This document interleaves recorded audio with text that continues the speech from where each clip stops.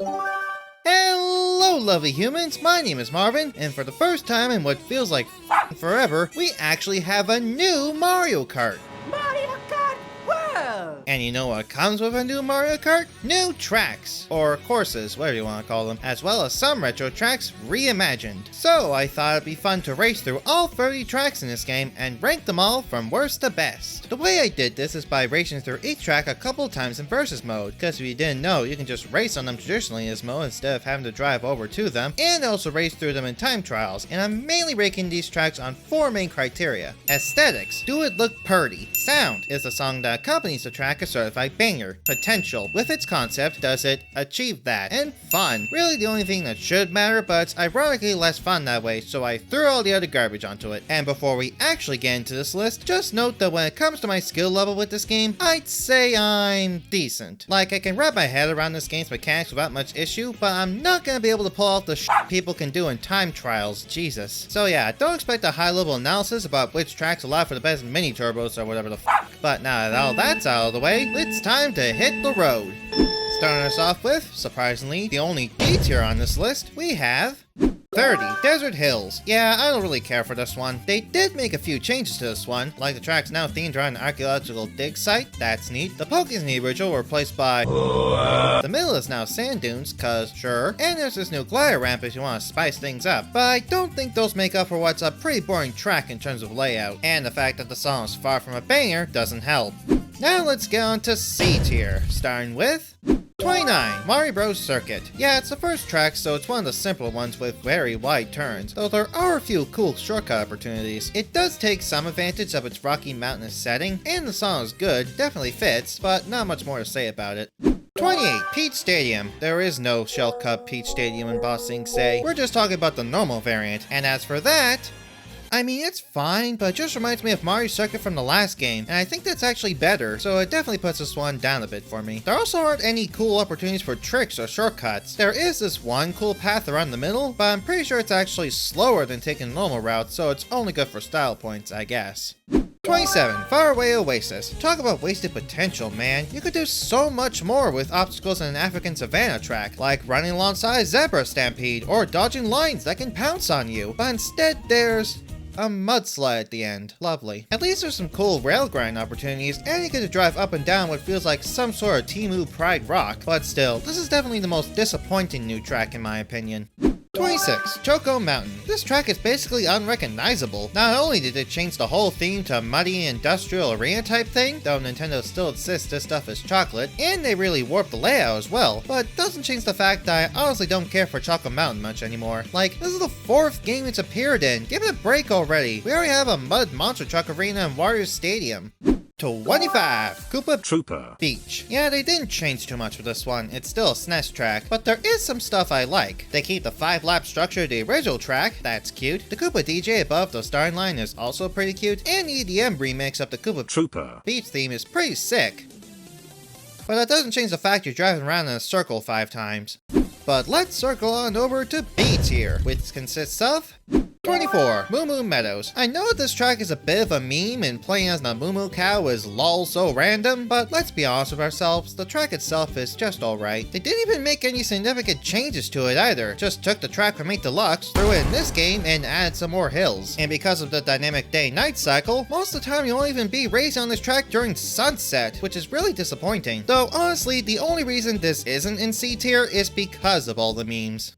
23, Dandelion Depths. I am a bit disappointed in this one for 2 reasons. Firstly, the top half of the track reminds me a lot of Steam Gardens from Odyssey, but unfortunately it's just a coincidence. Secondly, in the bottom half, I thought these were the fuzzies from Yoshi's Island, and the track would start to warp around us as we went along. But I don't think Nintendo would want to promote psychedelics in their E for Everyone racing game, so they're just dandelions. Oh well, at least this track does a good job of making you go fast with water tricks and speed pads.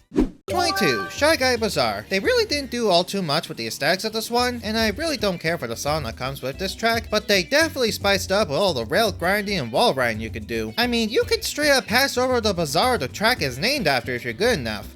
Which I'm unfortunately not good enough, so I have to stay on the low ground. 21. Crown City. This track actually acts a lot like the city tracks in Mario Kart 8 Deluxe, where each lap takes you through a different part of the city, and as far as that goes, it's pretty decent. The first segment has you drive into the city and through some alleyways with some nice graffiti, though it then just puts you on a straight highway. At least you can do some railroading. But segment 2 is great, as it puts you on the rooftops and has you drive through mid-air construction. It's really neat and makes me wish the whole track was like this. But then the final segment is just driving along the edge of the city back to the start. A little lame, honestly. 20. Mario Circuit. A novel concept, I must say. Instead of just remaking one Mario Circuit from the SNES game, they combined the first 3 into a segment track. They forgot Mario Circuit 4 though, rip in peace. And yeah, this makes for a much more interesting track than it would be otherwise, and you can jump onto the walls to take shortcuts. I can't do that though. 19. Whistle Stop Summit. I would like to place this higher cause, you know, it's got the choo-choo train. Choo-choo, choo-choo. But it's only just good as a track. There are a bunch of grind wheels you can trick off of, and one cool roll ride segment that I can't do, and it's pretty dynamic cause the choo-choo train can block you off from grinding. 18. Peach Beach. This is one of the more interesting remakes cause Nintendo essentially decided to treat this like a city track. The first lap is your typical Peach Beach affair, but then the second lap takes you up into a beachside village sort of deal, and it's really cool to see, as well as fun to trick off of the roofs. But then it all kinda goes downhill, both literally and figuratively, as on the third and final lap you just drive across the water, with not much happening. Riveting. So yeah, first part good, second part great, third part not so good. 17. Cheep Cheep Falls. This track is just beautiful. All the ancient Japanese architecture, the falling autumn leaves, the glistening water. Wait. Water. Yeah, the aesthetics carry this one hard, cause the water section in the latter half of the track really isn't that great. The controls just make this part awkward to go down. But I just love the Japanese aesthetics too much to rank this one any lower. 16. DK Pass. Okay, this one is weird, cause on the one hand, remember that very out of the way item box that will give you mushrooms or a star every time? That's gone. And they removed the snowmen from the end for some strange reason. Like, they're in the game and you even play as one, so why aren't they here? But on the other hand, they replaced the snowmen with these 6 snowboarding shy guys. There's this pole you could trek off of to cross a gap, which is a pretty cool party trick, and it's still DK Pass, so it's still a good course either way. 15. Salty Salty Speedway. I love the theme of this track. Being based off of Venice, it definitely wears its inspirations on its sleeves with the aesthetics and music. It's on point. But because it's based on Venice, you know what that means. A whole lot of water. Don't know fish, surprisingly. It's actually more fun to find ways to avoid the water as much as possible, though that won't help you in time trials, unfortunately. Spinning off to A tier, we have 14. Starview Peak. Okay, this track gets carried this high on the list for 2 reasons. Firstly, the song here is an absolute bop.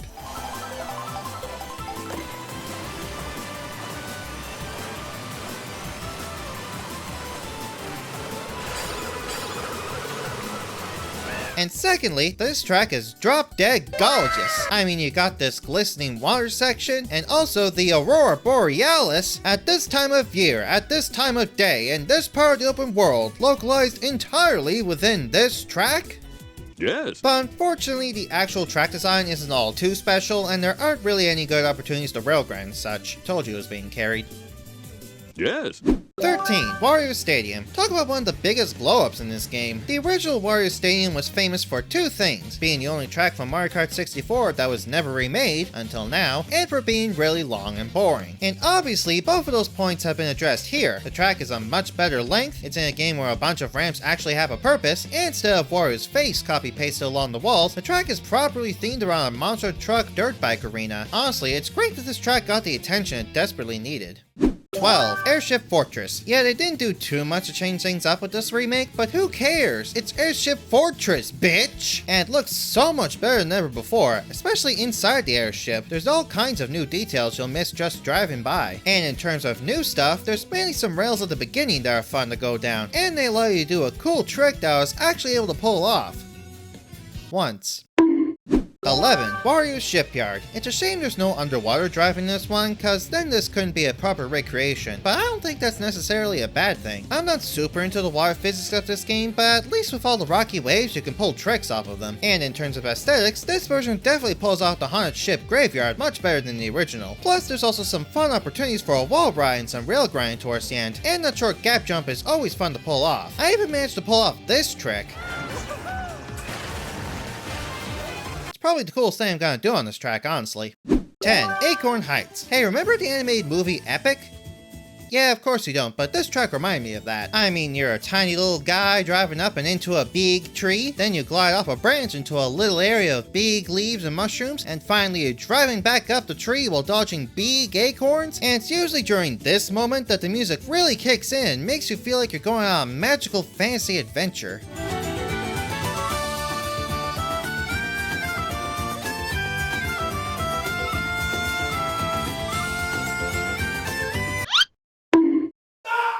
9. Great Question Block Ruins. Honestly, the best part about this track is that in Grand Prix, you'll literally shoot up into it from the water below. But even without that part normally, this is a great one. I love the Aztec Ruins aesthetic. There's a bunch of tight turns to drift around, as well as some cool places to trick and rail grind, and it's got one of the craziest skips and time trials that I won't be attempting. I'll just leave that to the pros.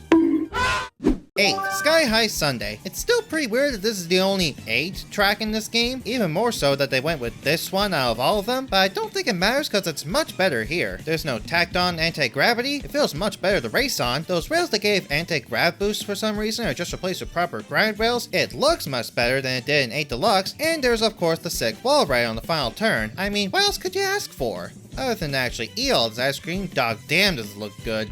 And finally, we have S tier, which consists of 7. DK Spaceport. Yeah, you are just going in straight lines a bunch of times, but you'd be surprised at just how much variety they put into what is a recreation of arcade Donkey Kong 25M as a segmented racetrack. You start by gliding into the level, then you're hopping over barrels coming straight at you, then dodging barrels coming at you from the sides, then you're in Grind City, then it's Wall Ride Avenue, and finally it's Robo DK's last stand before you reach the top. It's just super fun. 6. Boo Cinema. More like Absa-Boo Cinema, am I right, fellas? But seriously, the concept here is awesome. It's a movie theater that gives off Luigi's Mansion vibes, and you actually jump into the movie that's playing and drive on top of gigantic film rules. There's even a subtle film damage filter on the screen during this part. My only real complaint is that the actual track layout is a bit too simple, but other than that, they executed the concept of this track beautifully.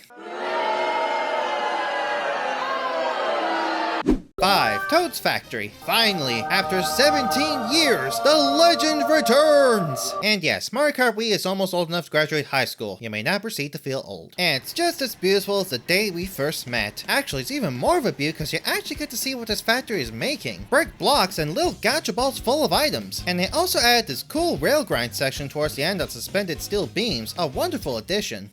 4. Dry Bones Burnout. A much better Dry Bones themed track than whatever was in the last game.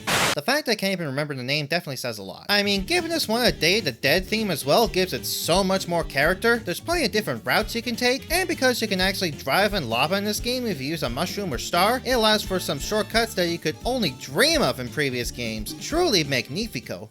3. Dino Dino Jungle. You can tell the track designers binge-watched Jurassic Park before making this one because the inspirations are totally obvious, and my inner 5-year-old is ecstatic. I mean, there's so many more dinosaurs now, the middle one even changes with each lap, and you can rail grind up a Brachiosaurus? True cinema! Perfectly executed remake. 2. Bowser's Castle. Good dog, this track's a thrill ride. It starts off simple, pretty typical look for a Bowser's Castle, but then you fly up this lava tube into a fucking thundercloud that gives you a speed boost, then you're jumping through the gaping maw of a lava-soaked Bowser head, then you're drifting around this final turn while meteors rain down on you? Jesus, this is probably the best Bowser's Castle we've ever had. 1. Rainbow Road. I mean, what else could it have been? Because I was seriously awestruck when I played this for the first time. In the Grand Prix at least, it starts with you shooting from the water below into the fucking upper atmosphere. But then the first actual segment of the track is alright. Still fun though, because you get a speed boost towards the end. Then you're gliding onto a beautiful sky island with giant crystals and a glittering blue river that you ride down. Then you're racing along a normal track when a flying choo-choo train comes around and rains coins on the track. Super sick. Then you show off into the one place uncorrupted by capitalism, space, and onto a space station where you go inside and dodge rainbow thwomps, all the while you get another speed boost, and finally you shoot off the space station back down towards the planet and you get to see the whole open world in view. But just then, the choo-choo train comes back and there's a whole bunch of stuff riding on it now. Robo DK, cars on display, a motherfucker fucking T-Rex! It's wild, and it cruises along with you as you twist and turn your way back down toward the starting ring, and that's a wrap on this magical ride. The only real gripe I have with this track is, if you couldn't tell, it's ridiculously long. Like, even the pros and time trials take a whopping 4 minutes to beat it. But still, I'm glad I was able to experience this blind, and it's a truly wonderful finale to this great game. And that's every Mario Kart World track ranked, with an average score of 3.47. And if you couldn't tell, other than the one dud down D tier, this is actually a great selection of tracks, and I hope it would be, because there's a good chance this is all we'll be stuck with for the next 7-9 years. Well, I say that because I have no idea if or what Nintendo's plans for the game's future are. I'm hoping we'll get more as free updates in the future, because asking us to pay for DLC when the base game is already $80 will actually be pretty stupid. But I guess we'll just have to wait and see on that. Thanks for watching. If you enjoyed the video and want to see more, then be sure to like and subscribe to the channel, and let me know what you thought of it down in the comments. Keep it civil though. And with that out of the way, I've been Marvin, and I'm gonna keep getting my money's worth out of Mario Kart World. Peace!